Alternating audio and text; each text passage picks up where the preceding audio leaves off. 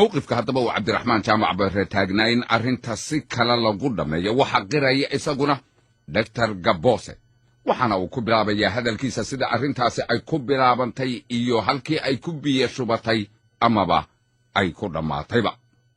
dagaalkaasi wuxuu noqday marka mid taabtay xukuumadii mid dhaqaale iyo mid maaragtay xoogba wuxuu taabtay xukuumadii waxa dhacay kolka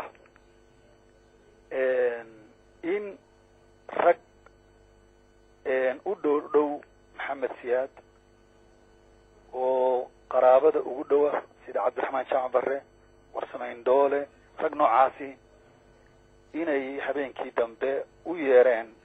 mas'uuliyiintii beesha Isaaq waxa la wixii wasiir ku xigeen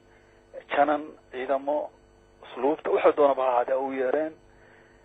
soom bay ahayd guriga Cabdiraxmaan Jaamac la wada fariistay sheekadii ay ka bilaabatay in la qadariyo markii inta ka horeysay mas'uuliyiintani qadaris kuma lahayn xukunka gudihiisa waata dawladdu iyada baa wadatay awoodeeda iyo miro dhalinteedaba marka waxay noqotay markaan in loo soo jeesto ciddii la isleeyahay SNM ayay xiriir la yeelan kartaa dadka ka soo jeeda bay xiriir la yeelan kartaa halkay wax ka qaban kartaa ragga ayaana bilaabay bilowgii Cabdiraxmaan Jaamac iyo warsamayn doole ragga kamid yihiin odagana ula tagay odaguna ogol uu ku siiyay muddo kolkii aan shireenay talooyinkii aan soo jeedinay waxa ugu weynaa in goboladaas maamulkooda siduu u dhan yahay dad ka soo jeeda beesha Isaaq aanay meel kaga jirin حتى بنكي هذي ربنا العكس سقطان إن أنا إتمنى كجراني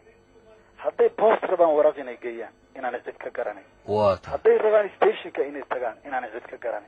يروسي أسلوب له أيام وحنوش يجني إن مركا أنا سيدان دلكو كتير كريم مارتي عدالة نلوه لي كريم حل نلوه جاري كريم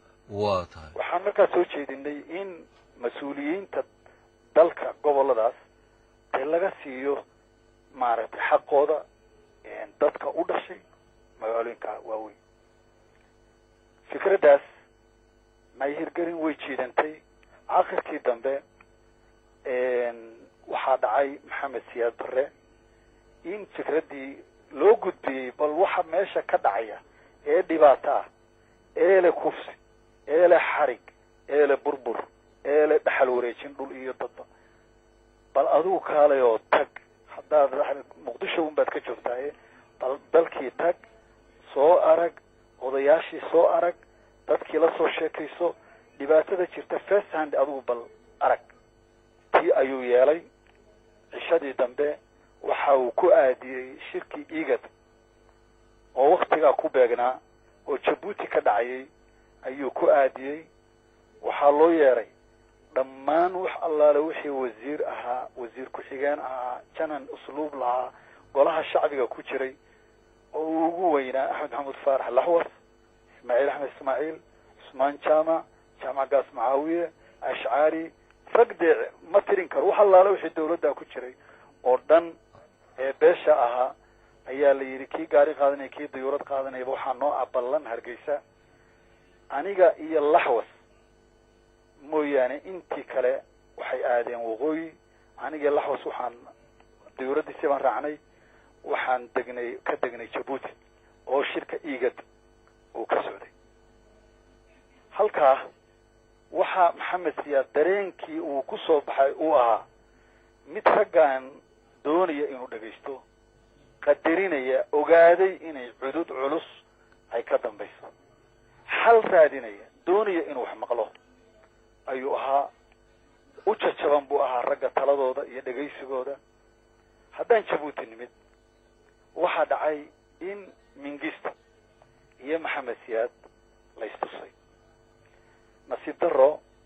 Axmed Maxamuud Faarax oo ahaa mas'uuliyiintii la socday waqtigaas oo aana madaxweyne ku xigeenkii maaragtay portfolio dalka ويا أنيقبا انتو نويري أوضاقي الله نحرستو أيو وحيري ان تجارة جبوتي جوكتا باشا كترسن وفرياشة ووين ورجع هنتيدو كوب بحي أسنم ورجع دلك ما رتو كدجواي ورجع مركا وحنا نقعد صنيا إن اللبدين إنه أتكتان تجارتي قلت راستان لصو شرطان وقعد ما عرفتي صوت بالحلقة حلقة كسي بلودا حقيقة ما هين أرضية حلقة كسي بلودا وحي هايد إن من جست وحل جوده هلا نلا كرّبه إن أنا نوجان لبضيضة مركا وفتي بقى لبدين اللي ذكرها وفتي بقى لقرّبه لبضيضة أنت كل واحد عادين ماشي تياتر كهايد من جست على استصي حسن ما عرفتي نحويني أرتدون نحوينا جبوتي وكقاطي قيبوين halka wixii ka soo baxay labadaydu ma noogin laakiin Soomaalidu wax ma qarisa si dadban waxa dhagta noogu soo dhacay in safgarad uu yimid safgaradkaas oo ku salaysnaa jabhadda Eritrea Maxamed Siyaad uu gacanta siinayay iyadana in maartay la soo cuna qabatayo xagga laga soo xiro jabhadda SNM oo mingisto isaguna uu kalkaalin jirana iyadana xagga laga soo xiro halkaana labadii madaxweyne arrimahoodii iyo xalalkoodii ay ku dhameystaan waa tahay marka Maxamed Siyaad aniga laxwas waxaan farhalo naxariistay waxaan u tagnay odayaashii waaweynaa ee reer Djibouti ee beesha galabta aad iyo aad baan u sheekaysanay runtii annaka faa'iido weyn bay noo ahaydba inaan galabta odayaasha aragno waayo waxa ay noo hordhigeen xaqaa'iqa dhabta ah intaana ku ogeyn in ka badan ee dalka ka socda ee mushkaakilka jira ee dawladdu waxay sameynayso waxa maamulku joogtada ay ka waxaynayo ee beelaha meesha la dejinayo qaxootiga lagu soo guriyo meel walba la dejinayo xabsiyada dadka waxa aan la tirin karin warar badan bay noo kordhiyeen oo na taabtay annakiina haddii laga soo baxay ay shirkii ka soo baxeen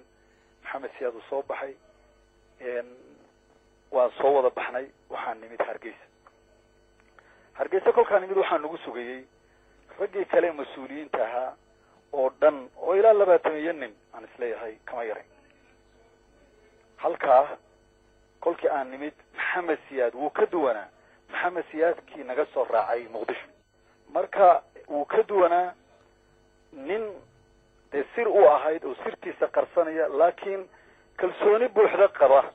mashaakilkii haystay ee uu annaka noo arkay inaan wax la xallin karno nin soo xalliyay haddaan halkaan nimid wuxuu Maxamed Siyaad codsaday in beelaha isaa uu horta u arko beelbeel hase yeeshee way diideen odayaashii maaragtay rugcadaaga ahaa guurtida ahaa way diideen waxay yidhahdeen mashaakil beel hoose haysta maaha ee waa mashaakilna wada haysta sida awgeed ama ku arki mayno ama na wada arag wuu ogolaaday in uu wada arko subaxdii waa loo yeeray way hadleen waxay u hadleen si ka duwan sidii uu filayay waxay u hadleen xaqaa'iqa haysta ay hordhiga waxay ula hadleen si aan in yarna cabsina ku jirin xaqiiqdii haddaan halkaa kugu daro ragayagii laftigiisi habeenkii haddaan isragnay ama galabtii oo ay talena weydiiyeen waxaan kula talinay inay sida runta ah u hordhigaan bacdamaa cid ka sarraysa mashaakilkan jira halkeeda aanay jirin inaan waxba laga qarin ee aan maamulada Hargeysa jooga kaliya loogaga baqin in runta loo sheego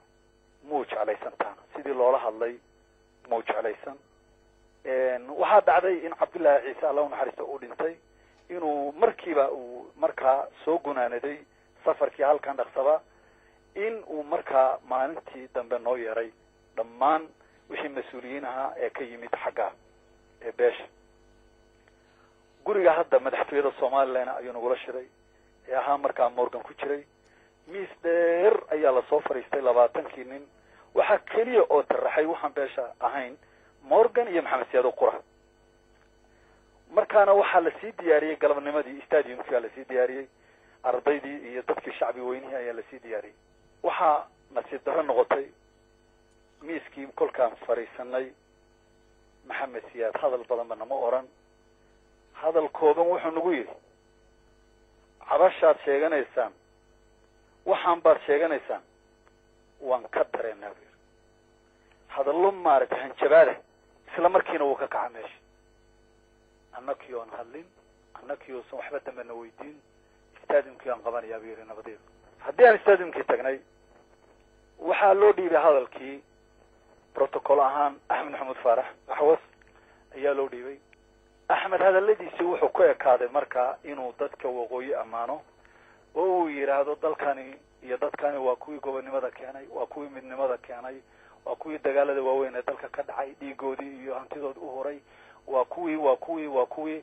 kolka dadkan wixii xaqaa'iq ahaa ee karaamo ay lahaayeen uu tabiyey ayuu wuxuu ku yidhi madaxweyne kusoo dhawow isagoo filayey sida aan hubo inaanu wax wanaagsan carabkiisa ka soo baxayn hadalkii maxamed siyaad buu wareegay waan wada fadhinay agtiisaan fadhinay maxamed siyaad hadallo kulul buu ku hadlay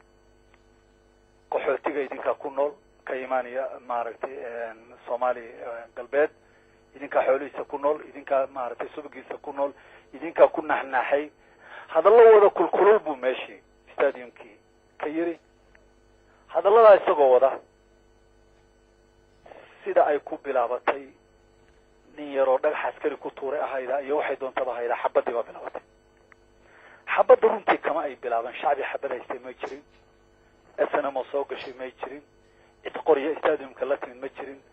qoryaha waxaa haystay qura waxa ahaayeen dhanka dee xukuumadda sidaa ayaan aroortii waxaan kusoo raacnay dayuuraddii isagii iyo annakiio xataa salaantu ay aada u yarayd markaa salaantu ay aada u yarayd oo maaragtay xiriirka bini-aadamnimadu uu aada u yaraa kaasi waxa uu ahaa doctor Gabose